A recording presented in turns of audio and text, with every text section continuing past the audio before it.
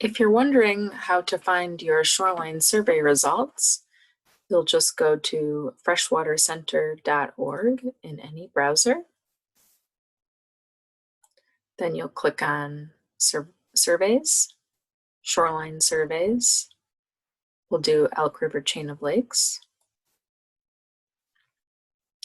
So it might take a few seconds for the map to load. You're going to scroll down. And here's the map. There are some different layers here that you can turn on and off. There's a watershed layer, rivers and streams, lake depths, our service area for the Watershed Council. And then you can choose either the greenbelt erosion areas or cladophora. We'll keep them all on for right now. So just exit out of that by clicking the X in the upper right-hand corner. And then in terms of using the map, you can just click and hold and move your mouse to pan around the map. You can also zoom in to certain areas. If you know your random ID number, you can put that in the box. I'm just going to use a random number here, 1003. You can either hit enter or apply.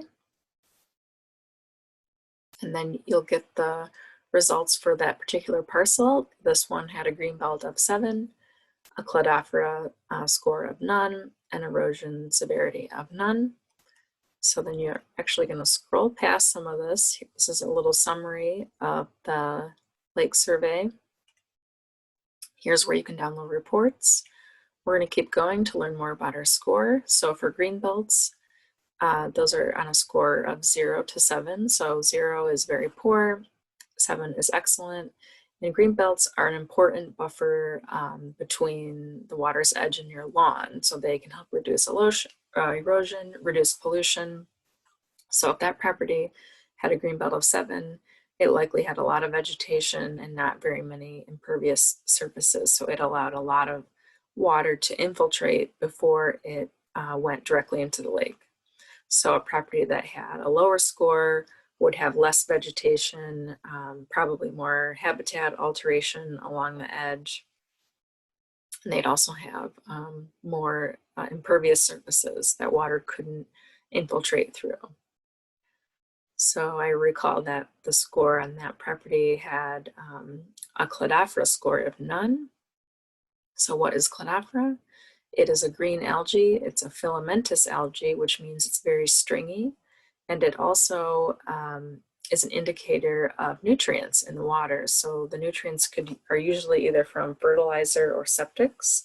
And so knowing where cladophora is, we can guess where there are some impacts from what's happening on the land. So all properties were graded from a very low density of cladophora, which is just a green shimmer, or up to a very high density, which is almost matting. So the property that we just looked at didn't have any cladophora at all, so that's good. So the next category was a shoreline erosion. So shoreline erosion can be caused from alterations at the shore, such as riprap or not having a large enough greenbelt. And then erosion brings in extra sediments into the lake. And it can also bring in nutrients because some nutrients will attach to those soil particles that get washed into the lake. So all properties were rated, none, low, medium, or high. So low is exposed soils with gullies up to 1 inch deep, and the shoreline wouldn't be slumping all the way up to high, which means that there were exposed soils with gullies greater than 6 inches. So this is a lot of information, and we have these nice pictures here. If you want to learn more, we encourage you to go to My Shoreland Stewards. So that's mishorelandstewards.org, and here's a link right here. So I already have that open, and you can learn more about the My Shoreland Steward program. You can download the program guide, which has a lot of good resources for people living on the lake and how to make sure that your landscaping practices are good for the lake. You can also rate your own shoreline, which we recommend if you're curious about, where you are maybe weak in one area or another.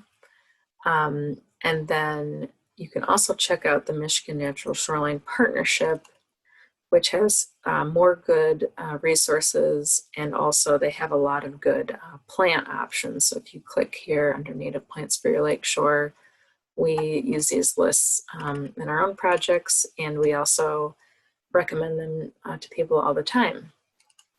So a couple more things about how to use this map, and even just this web page.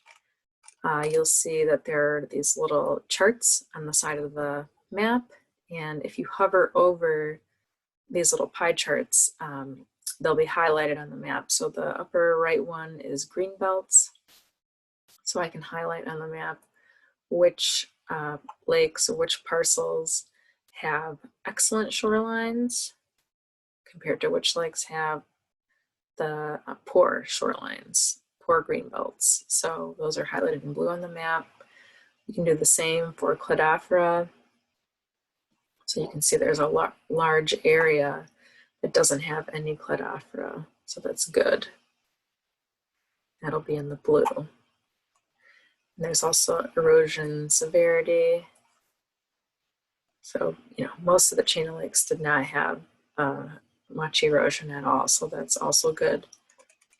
And then if you want to click on any of these little red squares, you can download an individual report for your lake. So I've downloaded Torch Lake. It has maps of all of the different parameters, much the same as what you found on the web app on the website. And then there should be a comparison from any previous shorelines too. So for instance, on Torch Lake, the number of poor greenbelt scores actually went down. So that's an improvement over the 2008 survey.